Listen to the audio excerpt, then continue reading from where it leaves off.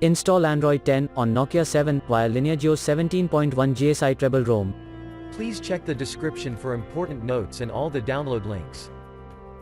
First download ROM and GApps packages, then transfer the downloaded files to the phone storage, link is in the description below. Step 2.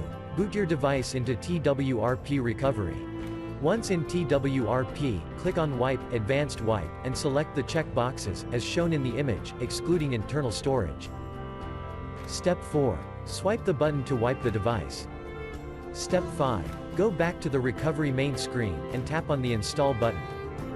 Step 6. Navigate to the storage, and select the ROM zip file. Step 7. Finally, swipe the button on the screen, to install ROM file. Step 8. Flash the GApps zip package, in the same manner. Step 9. After GApps flashing completes, select Wipe Cache and Dalvik from bottom left side of screen, and swipe to wipe.